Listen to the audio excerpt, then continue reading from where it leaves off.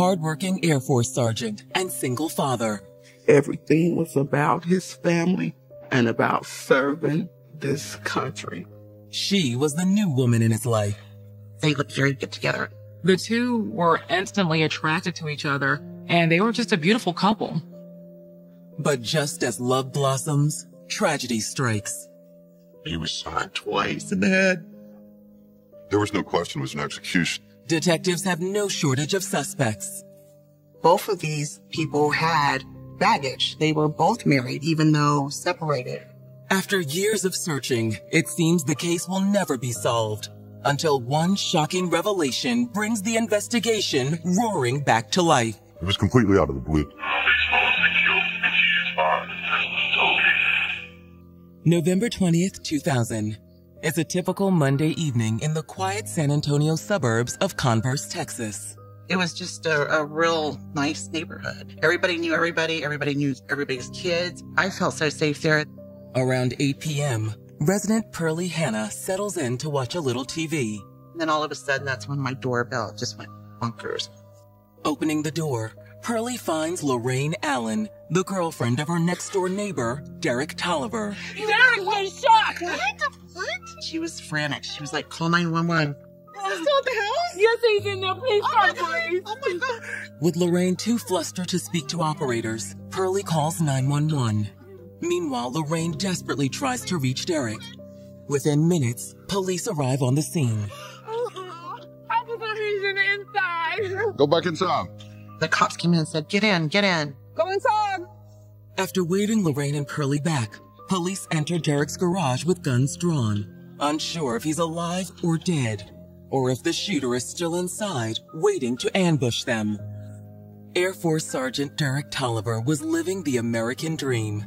The Indiana native had close friends, a devoted family, and a career he loved. He left at 18. As soon as he graduated, he took the test to join the military. I'm very proud that my brother was in the Air Force. He had a servant's heart, so whatever he did, it was going to be something that dealt with caring for people, because this is how he was. Hailing from a large family, Derek was a charming, fun-loving child. He was very popular. He had those big old beautiful brown eyes, and he had a beautiful personality. He was the life of the party.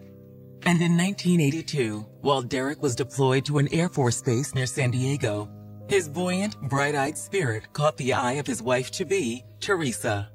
He and Teresa met, he makes conversation with her, and the two instantly had this attraction and a relationship blossomed.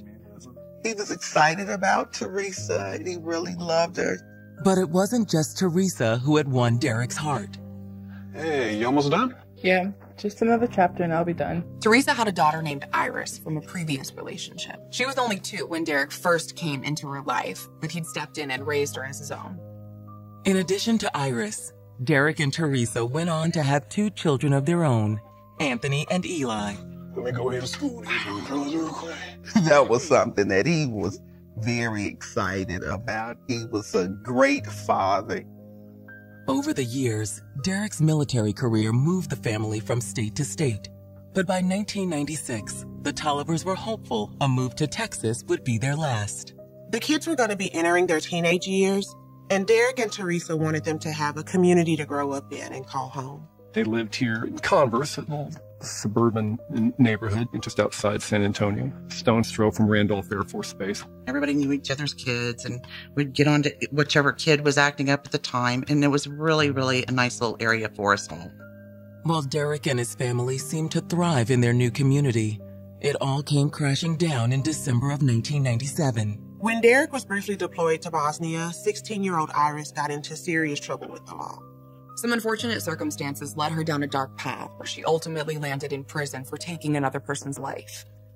She was convicted for murder and sentenced for the better part of her life. My brother was he was just broken. Nothing was ever the same again. Though Derek tried to be strong for his family, the incident had clearly taken a toll on him. He was just a shell of himself. The light had gone out his eyes. As Derek slipped further into depression, he and Teresa began to drift apart. And in 1998, After nearly 16 years together, the couple filed for divorce. They had separated for some period of time, and so they were living separately. The boys were living with Derek in Converse, Texas. Teresa had established a residence in an apartment north side of San Antonio. Teresa was still trying to be part of her children's lives, even though the separation was difficult, like most separations are. Derek and Teresa were just trying to make the best of it. Then in early 1999, Derek met someone that would change his life forever. 39-year-old Lorraine Allen. Hey, don't want you to get wet. Lorraine, right? I've seen you on the base. Yeah. I just remember him calling, saying he had met somebody, and we were just so excited. Like Derek, Lorraine was employed at Randolph Air Force Base. She worked on base, but she wasn't in the military. When he met her, she just triggered something deep within him, and that old Derek was back. Similar to Derek, Lorraine had recently experienced her own marital struggles. Lorraine was also estranged from her husband and filing for divorce. By November of 2000, Derek's divorce from Teresa was almost final, and with Lorraine's own proceedings slated to wrap up by the end of the year, the couple's future together looked bright. They were always smiling, always talking and joking. You could just tell that he had turned a corner and that he was finally happy. But on November 20th, Derek and Lorraine's newfound happiness is abruptly cut short. Go inside! Responding to the 911 call from neighbor Pearlie Hannah, officers enter Derek's home and find him unresponsive. And there's Derek Tolliver lying on the floor with 2 gunshot wounds to the head. I can't get a pulse. It's clear that the wounds are fatal. After informing dispatch that Derek is deceased, officers search the house for a possible shooter. They looked to see if there was someone still around.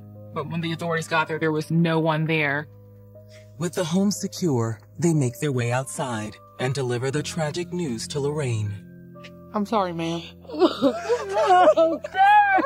Sorry. She was devastated. She was crying, and she was in disbelief still. Everything just happened really, really fast. I just remember feeling so bad for her.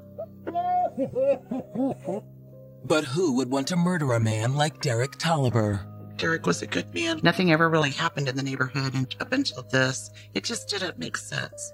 It's up to police to solve this riddle, but little do they know what they are about to uncover will produce more questions than answers. They see a house that has been ransacked, like you would expect in a typical burglary.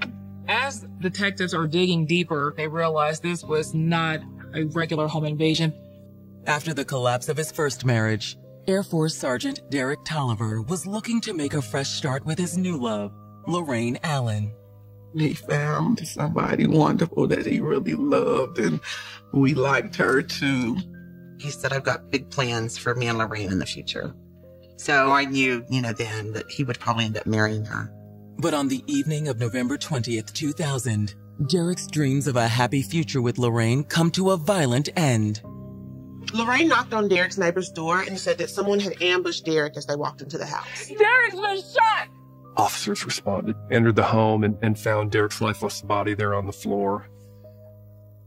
It was just a horrible, horrible, horrible day.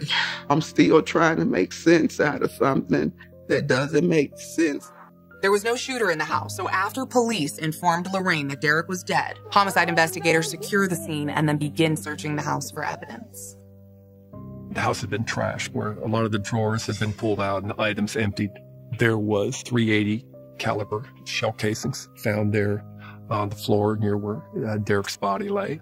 Detectives also find apparent signs of forced entry. The back patio door was left ajar. In the backyard, detectives find a knife they believe the intruder used to break into the house. It seemed the intruder entered the backyard through a gap in Derek's fence, then used the knife to jimmy open the back door, committed the crime, and escaped the same way they entered. It had a wooden slat privacy fence in the back in a great deal of disrepair. And, the slats were kind of coming off, and it would have been very easy for someone to slip through that fence. A ransacked home, an open back door, and an easy escape route that was hidden from the street For detectives, the signs all seem to point to one thing. They thought that Lorraine and Derek had came home and interrupted a robbery. But the closer detectives study the scene, the more they realize something's not right about their initial theory. It's not a typical burglary scene where electronics have been taken. What was missing was Derek Tolliver's wallet. It wasn't on his person, it wasn't in his house. But while it appears that the killer had taken Derek's wallet, they hadn't taken it very far. Detective, I found this up my grass. Police come across Derek's wallet. Inside were his license and credit cards. If this were motivated by a burglar or a robber, someone who intended to just go into the home and take things, there wasn't a whole lot taken. As detectives continue their search, they make another peculiar discovery. There was also a baseball bat found near the blinds that had been parted as though someone were looking out. This has detectives wondering if the would-be burglars posted a lookout while they ransacked the house. Or perhaps the killer was lying in wait, watching for Derek to come home. Detectives head outside to speak to their only witness, Derek's girlfriend, Lorraine Allen. Miss Allen, I know this is difficult, but I need to ask you a few questions. Is that okay? It's okay. She was just like a zombie. It's like disbelief that can't be happening, you know? Like a bad dream. A distraught Lorraine explains that the night was supposed to be a special occasion.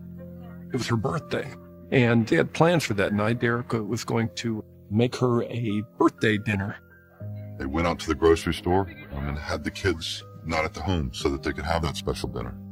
But according to Lorraine, when they got back from the grocery store, their romantic evening turned into a nightmare. It was Derek that went in first, and she was getting stuff out of the car. All of a sudden, she hears a popping noise. Lorraine obviously is startled. She realizes something is terribly wrong. She didn't know what had happened inside, but she knew it was a gunshot, and she had to get out of there. She runs out of the garage, and she runs towards her neighbor, Pearlie Hannah's house. At that point, she hears another popping sound. She gave a basic description of the person she saw. All she could recount was that the shooter was a thin man wearing a sweatshirt with a hood. For detectives, Lorraine's account seems to gel with the evidence they've uncovered so far. More importantly, the fact that Lorraine heard a second gunshot further suggests the attack on Derek wasn't a byproduct of a violent armed robbery. That gunshot was to finish the business. It was not a home invasion, but indeed an execution. Derek was actually targeted. But who would target a distinguished military man in his own home? Authorities at this point know that Lorraine is the only eyewitness. They always look at the girlfriend. They look at everybody that's closest. It was odd that here it is, Derek was shot in the head, execution style, and she didn't have one bruise on her. Her behavior seemed a little suspicious to them, and so they decided that maybe she was a suspect. Detectives investigating the murder of 40-year-old Derek Tolliver have ruled out robbery as a possible motive. There were items of value there that weren't taken. There was a TV set and VCRs left undisturbed there in the house. And that isn't the only thing about the crime that seems out of the ordinary. If it was a burglar that's coming into the home and they're just startled when the individual walks into the house and they shoot the individual, then they're going to take off. But in Derek's case, the killer stuck around and fired a second shot. This is somebody who was performing an execution. However, the killer made no attempt to shoot Derek's girlfriend, Lorraine Allen. She was the only person to see what was happening. And at that point, they started to kind of approach her as if she were a suspect. So, Miss Hannah, would you mind if we just go to your house and continue the questioning? Please, yeah. Okay, come on, ladies. Once inside Pearlie Hannah's house, detectives pressed Lorraine about her relationship with Derek. She was a little nervous about that. She just didn't understand why, why would they even be looking at me? Did you and Derek have any problems? We didn't have any problems. He ever hit you? Derek never hit me, ever. Lorraine Allen was adamant that she would never hurt Derek. It bothered her because she loved him, and I said, they'll find out. They'll know it's not you. She seemed like such a wonderful person. She just seemed to really compliment him and understand him. Speaking with Lorraine, investigators get the sense she had nothing to do with Derek's murder. A lot of cases where you know that somebody's involved, You have a great suspicion that they're involved, but she just didn't have that. Derek's neighbor, Pearlie Hannah, is also confident that Lorraine is innocent. They had a wonderful relationship. They truly, truly loved each other very much. Did you ever see them fight? Absolutely not. What about earlier tonight? What happened then? She'd seen the two together before they had left to the grocery store. I was laughing and cutting up, and she was telling me about him cooking dinner, and then they got in the car and went to the store. And that's the last time I got to see Derek alive. Detectives ask Pearlie if she knows anyone who may want to harm Derek. Only one name comes to mind. Both Lorraine and Derek were on the verge of finalizing their divorces, and Lorraine's husband wasn't too happy about her relationship with Derek. Her ex-husband, I know that she had once said that he was jealous of Derek. What about Derek's wife? Teresa, they were actually okay. In fact, my son saw them come over here today. He saw the boys and he saw Teresa. Since Derek was making a birthday dinner for Lorraine, he arranged for Teresa to pick up the boys from school so that they could spend the night with her. However, detectives are now questioning why Teresa would be at Derek's if she was supposed to pick up the boys at school. Pearlie Hannah believes she knows the answer to that question. My son went outside and because he thought maybe they could come over and play. And I said, no, we just came to get some clothes. But according to Pearlie, that wasn't all her son told her. Pearlie's son said there were two men with Teresa when she came by with her boys. The two men were her boyfriend and another man that he didn't recognize. Her boyfriend? Do you happen to know his name? No. I saw him a bunch of times, but I just don't remember his name. I'm sorry. Each of them had begun dating someone else by the time this incident happened. For investigators, the fact that Teresa and two men were at Derek's house just hours before the murder definitely raises eyebrows. They weren't supposed to be in the house if Derek's not there. The police considered it very unusual for Teresa to be over there right before the murder.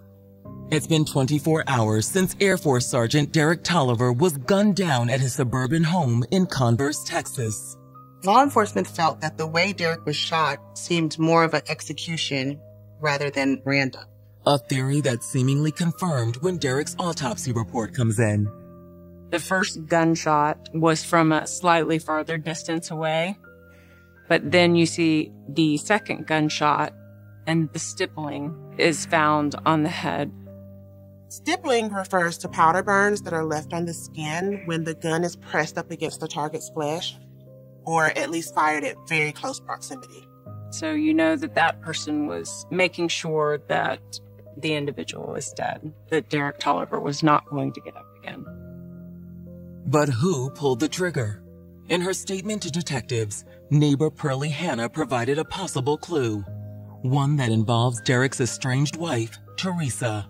From Pearlie, they were able to learn that Teresa Tolliver had been over to that house earlier that day with her boys and with two other men. So now detectives want to know, who are these guys with Teresa and why did you bring them over to Derek's? Hoping for answers, detectives ask Teresa to come in for questioning. Teresa readily admits to being at Derek's house the day of the murder.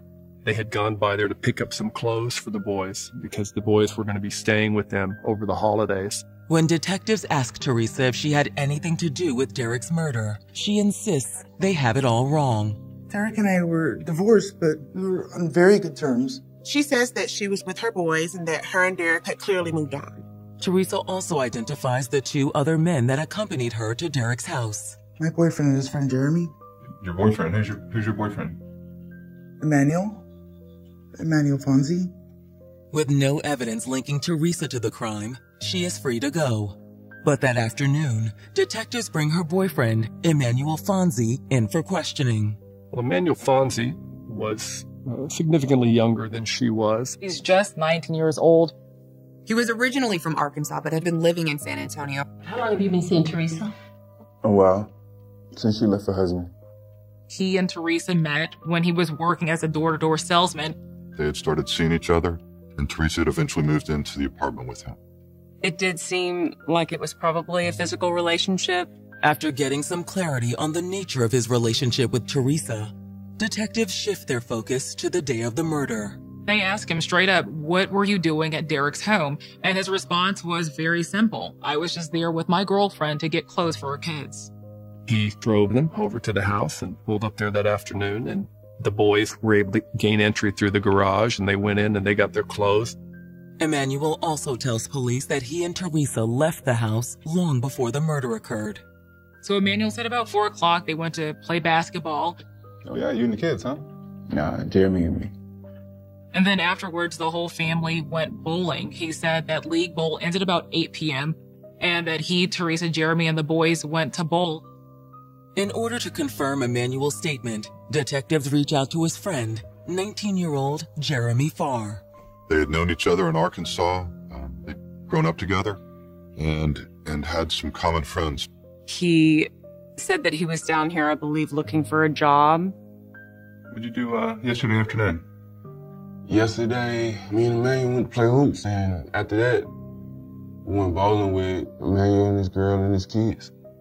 For the most part, Jeremy's statement lined up with what Teresa and Emmanuel had already told detectives. With Jeremy's, Emmanuel's, and Teresa's statements all lining up, detectives ask Teresa if they can interview her and Derek's 2 sons.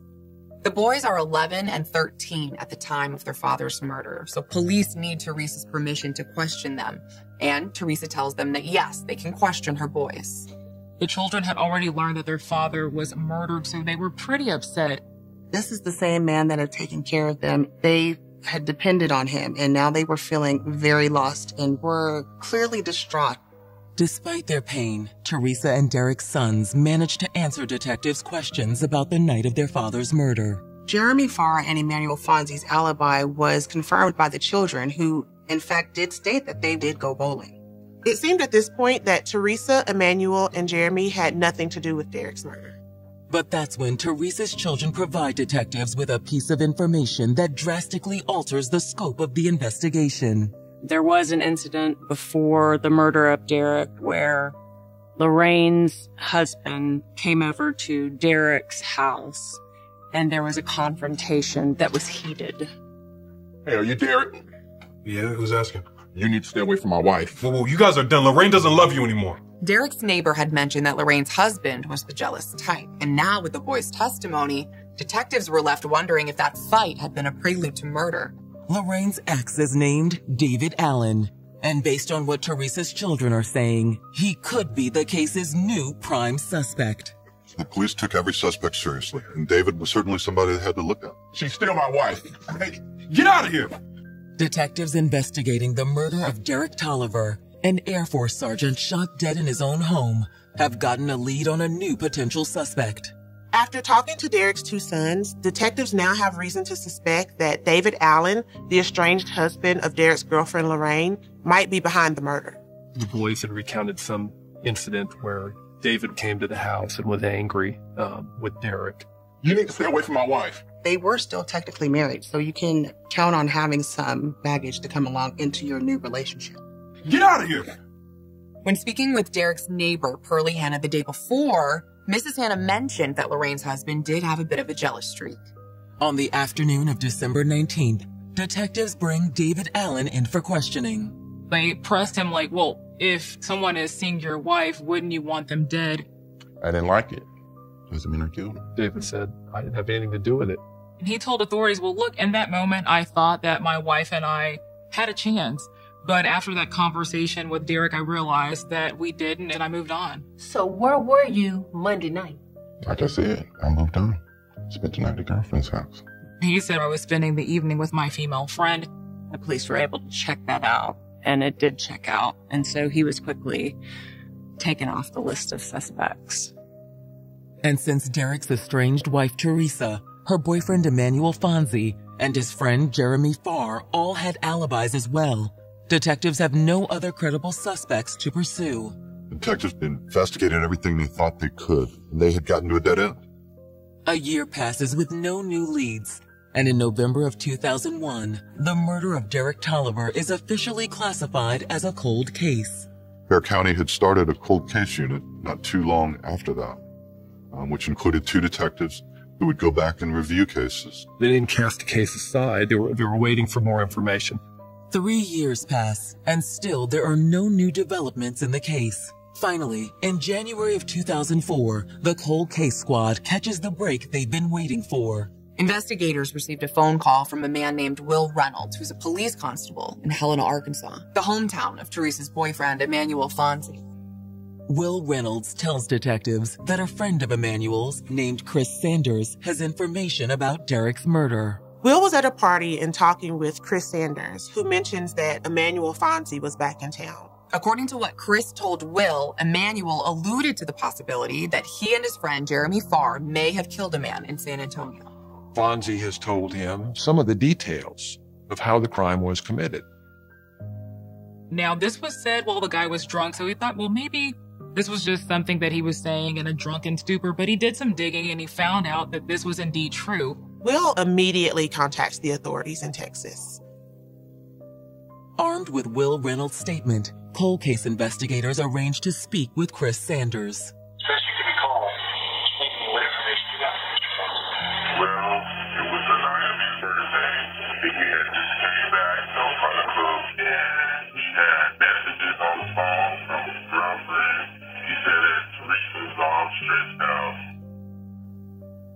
According to Chris, Emmanuel Fonzie was worried the police were about to arrest him and Jeremy Farr for the murder of a single father in suburban San Antonio.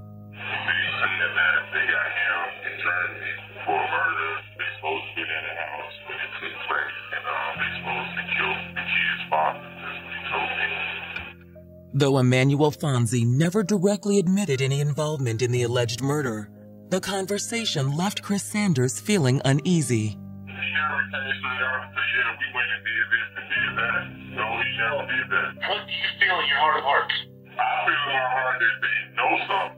After speaking with Chris Sanders, investigators contact Will Reynolds with a proposition. He had known Jeremy Farr for a long time, so he had his trust. They needed to get it on tape, because the more details that we can connect and the more specific they are, the better we know that we have a good quality statement made by somebody who knew what had happened. On January 4th, 2004, Will Reynolds pays a visit to Jeremy Farr, setting investigators' plan in motion. He went to talk with Farr and said to Farr, I understand you were involved in murder somewhere. I don't know what you're talking about, man. He played a little bit of a questioner's trick on Jeremy Farr and said, Fonzie's given a statement. I've seen a statement, and he's putting it all on you. Farr then spills the beans and tells the story of how they murdered Derek Tolliver. Who had the gun? I had the gun. Jeremy goes on to admit that the reason why they did it is because Teresa said she was tired of being broke and that she would inherit Derek's insurance policy money.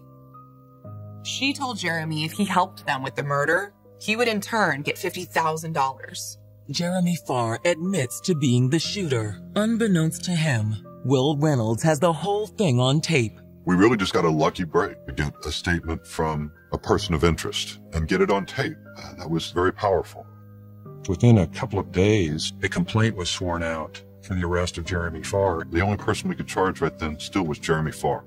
We could only use his statement against him. We couldn't use it against the other two at that point. Once in custody, investigators lean on Jeremy in hopes of roll over on Emmanuel Fonzie and Teresa Tolliver. Instead, Jeremy immediately lawyers up. Despite everything the cops have on him, Jeremy refuses to cooperate. As a result, prosecutors have no choice but to take Jeremy's case to trial. The trial of Jeremy Farr was in 2005. It had been almost 5 years since the time that Derek Tolliver had been killed. The evidence was pretty compelling at his trial, and the jury promptly convicted him of that murder. With his conviction, Jeremy is facing a potential life sentence, but prosecutors are still determined to bring Emmanuel and Teresa to justice as well. Authorities at this point have realized that Teresa is the mastermind behind all of this, and they really have one shot to make the charges stick. They promised my mother, we are not going to stop until we get her because we believe that she is responsible. To do so, prosecutors turn to an unlikely source, one who could help them see justice served, or could spell the death of the entire investigation. We all said we want to hear what you have to say, and then we'll talk about how that can help you or how that may not help you. August 2005. A San Antonio jury has convicted 24-year-old Jeremy Farr of murdering Air Force Sergeant Derek Tolliver. Jeremy had confessed to a police constable named Will Reynolds, who'd gotten the whole thing on tape. Jeremy said he did it. Emmanuel played lookout, and the whole idea of that was of Emmanuel's girlfriend, Teresa. With Jeremy now facing the prospect of life behind bars, investigators decide to take another run at him. They go to Jeremy and say, hey, if you can come clean and work with us to help get convictions on Emmanuel Fonzi and Teresa Tolliver, we can possibly make that life sentence go away. At that point, Jeremy decided he'd like to talk to us. Emmanuel called me, said he had a lick for me. What the lick meant, in their terms, was a hit. I have somebody for you to kill for. Jeremy grew up hard on the streets of Helena, Arkansas, and is no stranger to violent crime. So after Jeremy agrees to do the hit, he receives a bus ticket from Helena to San Antonio, and then Teresa and Emmanuel pick him up. Teresa and Emmanuel talked to him about the scheme and how much he would be paid. At $50,000 was going to come from the life insurance proceeds that Teresa would be due upon Derek Tolliver's death. There were close to $600,000 in death benefits, 3 different policies. According to Jeremy, Teresa was particularly anxious for the hit to go down. The divorce was within probably days of being concluded. Part of the divorce terms was that the parties could not take any action to change any of the beneficiaries on their bank accounts or life insurance policies that existed between the two until the divorce was finalized.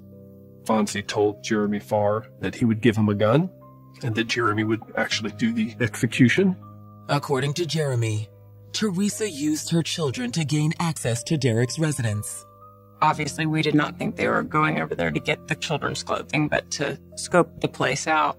Jeremy says that on the day of the murder, he, Teresa, and Emmanuel drove the kids back to Derek's to grab extra clothing. Get your clothes now, hurry up. Once inside, Teresa pointed out the broken fence in the backyard. Which, in the end, was significant because obviously that was the escape route that they used, both the entrance and the exit. Jeremy states that after they left Derek's house, they drove back to Emmanuel's apartment. The 2 men then dropped Teresa and the kids off at Teresa's residence in San Antonio and went to supposedly play basketball. In reality, they didn't shoot basketball. They went back to shoot Derek. Jeremy explains that they gained entry to the house through a side window Teresa had left open for them, not from a jimmied door as investigators initially believed. Several minutes before Derek arrived, Fonzi went through the house and staged the burglary. According to Jeremy, he and Emmanuel then positioned themselves for the ambush and waited for Derek to come home. Jeremy Farr had the handgun. Emmanuel Fonzi had the bat and the knife. Emmanuel Fonzi and Jeremy Farr see as he pulled up into the driveway and into the garage. And they were prepared at that point. Derek walked into the house and Jeremy Farr dropped in behind him and shot him at very close range with a .380 caliber pistol. And when Derek falls to the ground, that's when Jeremy comes right behind him and puts the gun directly to his head and fires off a second shot. Farr bent down and he took Derek Tolliver's wallet from his pocket. Then the 2 of them fled through the back door. Both men take off running into the backyard, and that's when the knife falls, but they keep going through that broken fence. Jeremy says that along the way, they discarded Derek's wallet, as well as the murder weapon. They ditched the gun on the drive back to Teresa's, where they picked her and the kids up to go bowling and establish an alibi. Jeremy explains that a few days after the murder, with his initial interview with police behind him, he headed back to Arkansas, where he waited for the money Teresa and Emmanuel had promised him. He got some nominal payments very shortly after the murder. A few $100s here, a few $100 there. Jeremy never got the $50,000 he was promised.